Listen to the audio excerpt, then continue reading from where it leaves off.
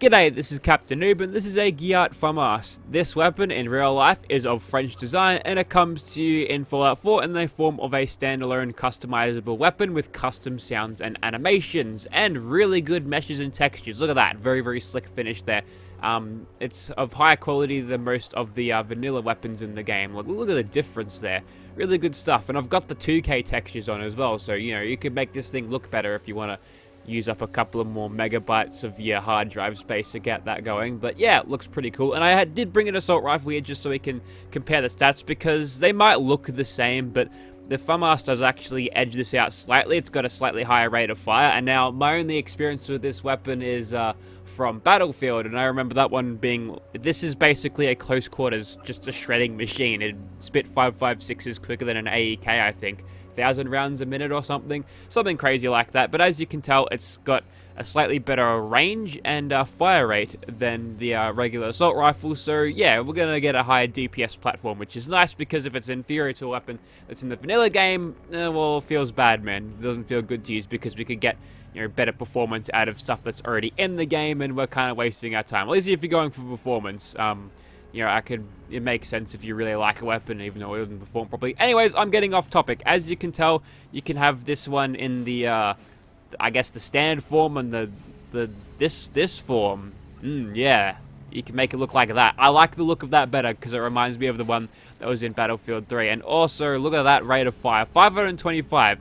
Now, if we go back to the Salty over here and just chuck any old receiver on it, 113 fire rate versus 525. That's a little bit odd, actually. That feels too high, but whatever. We'll keep on going. Now, interestingly, if you chuck on the Felon the Felon thing, you get a much higher rate of fire. Now it's going to 159. So I guess that's the actual fire rate.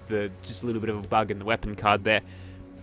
This seems to have the higher rate of fire when it comes to using it automatic, but if we want to use this thing semi-automatic, you get a slightly higher rate of fire out of this variant of FAMAS. So, you know, we'll use that as a semi-auto variant, and we'll just use this as our automatic one. Just ignore that fire rate, we know that's wrong. And ironically enough, it's the civilian barrel that gives you the most range, so we'll chuck that on, and the rate of fire is jumped down to what it should be. That's kind of interesting, because you'll see it pop up every now and then.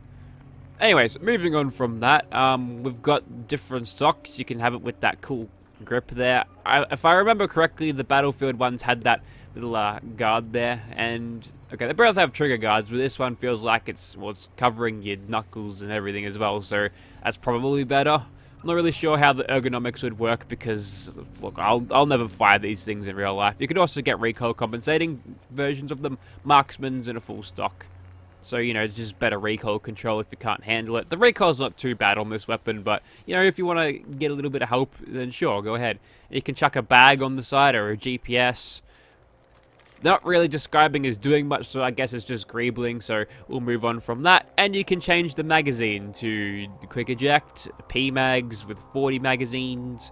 You can have these large quick ejects, which are just these ones that I see used in COD Modern Warfare all the time. It retains the look of this magazine here, but it holds much more in it. I think it's referred to as a box magazine, is that right?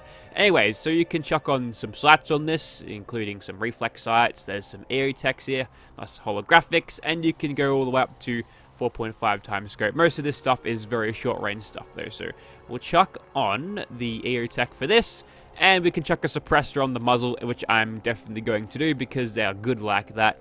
You can chuck a laser sight on this if you want. It goes just over the barrel. And if you chuck that laser sight on, you can decide whether it's on or off. Let's turn this off for now. We'll just have it on for looks, I guess. And you can have a bipod if you want. Obviously, for the different variants of, I guess, barrel assembly here, I'm not even sure if that's what you call it. You get different types of bipods, which is nice. So we'll leave that for now. And you can change that to tan. It's horribly unmatching to the rest of the rifle, but there you go. And if the damage isn't quite doing it for you, you've got a little bit of a damage slider here just to give you a little bit of a boost. Legendary effect is there if you want it. You'll need a legendary crafting mod to actually get those to show up though. Alright, here's one of our FAMASes. Let me grab another one. Also, another thing, if you're going for this look of FAMAS, you get a Picatinny rail so you can still attach all of your optics on there if you want, so that's nice. Let me just see. Yep, same stuff going on here. Pretty cool. Okay, so here we are outside of Immersive Gunners Plaza, and this is what the FAMAS looks like in first person. It's got some cool drawing animations. You just rip the charging handle back and she's good to go. And that's what it looks like aiming down sights, at least through the Aerotech. That's one of the more crisp sights I've ever looked through in terms of weapon mods. So yeah, everything seems super high quality so far. Taking a quick look in third person, everything lines up pretty well. The animations sync up well. And another thing of note is the running animation looks like the Call of Duty Modern Warfare, I guess, double time sprinting, I think they call it. And there's the bash animation. I rarely show those off because I seldom use them much. But yeah, there you go. And here is my other one. This one's just got the tan paint and I guess the G1 thingy over the barrel.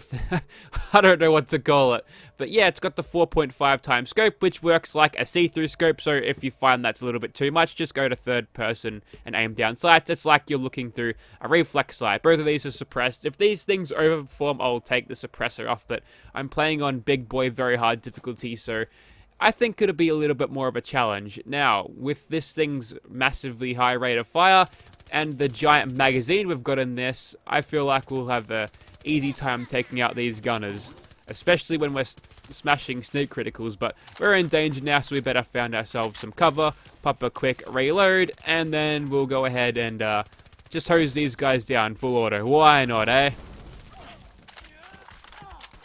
Okay, so we're not hitting them for the highest amount of damage. It's kind of awkward now because I have to put so many bullets into them to actually make them drop, but honestly, Bethesda's fault. My fault for ever thinking that playing on very hard was a good idea. This is ridiculous. Luckily for me, I've got VATS, and I can basically just pull damage right out of my ass. You press the spacebar for a critical, and that seems to do the job. Now, we could wait until we get into Nerd Rage so the game slows down, but whatever. Also, I've noticed when you're firing this thing, if you microburst it, like the initial kick of the recoil, kind of makes the screen shake a little bit like there's an earthquake. Even when firing it in first person, it's a little bit over the top. Probably should have bumped up that damage a little bit more. We are in Nerd Rage now, which means it's time to go to town. Hopefully we don't get interrupted by a reload here. But if we can go for headshots, we've got the damage multipliers from Nerd Rage now. And if they stagger, that's good. We've got the massive magazine size and the rate of fire to keep hosing down our targets. And despite being a bullpup weapon, I mean, I am spec to reload a lot quicker than usual, but still. And I think that's Destroyer of Arcadia that's just popped in. Thank you for Harbor Perk for making that a little bit easier there. I'm seeing a blood bug. Yeah, he needs to go away. I'll get it eventually. You know what? I'm going to kill you with a bash. There we go. That's nice. Okay, those targets are at long range. Let's zoom in and... oh my god. See, the problem with the see-through scopes in this game is the recoil is just... like, all of the recoil animations are multiplied as, I guess, as many times as you zoomed in. And it's just... it's not pleasant. For all its flaws of the fading into scope TV type thing that you'd find in vanilla scopes, at least it's not nauseous. It doesn't feel like I'm getting whiplash every time I fire, but that's subjective. You may think it's more realistic that way, and if you've ever fired a weapon like this, well, maybe your vision does shift like that. But I'm playing a video game. I've been working all day, just kind of want to relax and don't want to get nauseous from playing video, you know what I mean? Anyway, so we'll just... nail that guy in VAT, see what we can do. I think we're slightly out of range at this point because our damage is rather lacking at this point. Go ahead and reload. Actually, I'll show that reload in third person. It's a quick one. The reload perks, I think the weapon modders don't like using the reload perks because it's too quick. It's outside of their vision. I say, fuck it. If the game's gonna tell me, ask me if I want my reloads to be faster, well, I'm gonna take it. That means I can slam bullets into the weapon quicker and kill stuff quicker. It's slightly ridiculous to sit there spraying at them and for them to do like that. I haven't gotten used to the TTK in this game. I think I need to do something about it. But anyway, some Rust Devils has shown up. This is a random encounter that generally happens quite a lot. This is slightly more, I guess, reasonable. The time to kills. Like, I don't mind shooting at a robot a little bit more times before it drops. But, you know, some of these gunners, it's a little bit silly. Going forward, I might just give myself a damage multiplier depending on exactly how much I feel like is necessary. Hipfire on this thing is good. I've got steady hands on one of the things for for bullpup weapons in Battlefield and maybe Call of Duty, I don't know, is that they've got superior hipfire accuracy. The drawback was reload speed, so, you know, that's the kind of thing, and I'm feeling that hipfire accuracy in this quite well. Probably the best idea to run up point blank to the person with a shotgun, but we'll whack him across the chops with the empty magazine, and we're almost done here, so if we can get back into caution, that would be great. There we go. See if we can't nail some sneak criticals. Can barely bloody see them from here, so we'll reach out a little bit with the scope. And I wonder if we can get sniper knockdowns. I might have got one just then, although you might have dived into cover just now.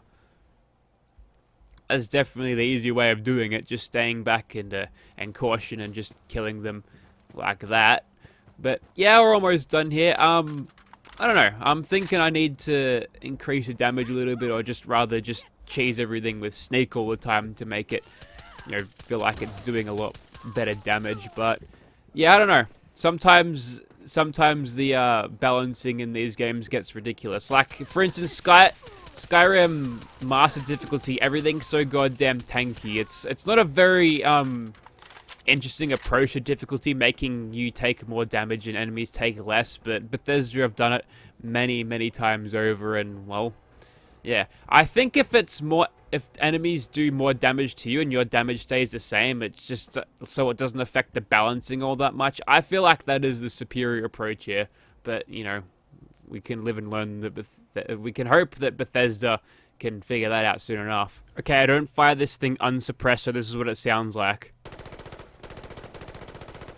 Okay, there's our boy OG Megatall Swan over there. He's friendly, he won't be in a second. Let's just go ahead and make sure we're actually in range and probably hip fire this because, well, he's a big target. And we've just had the night vision proc, which means it's after 6 AM. We might be able to do this in like 1.5 magazines. That'd be good.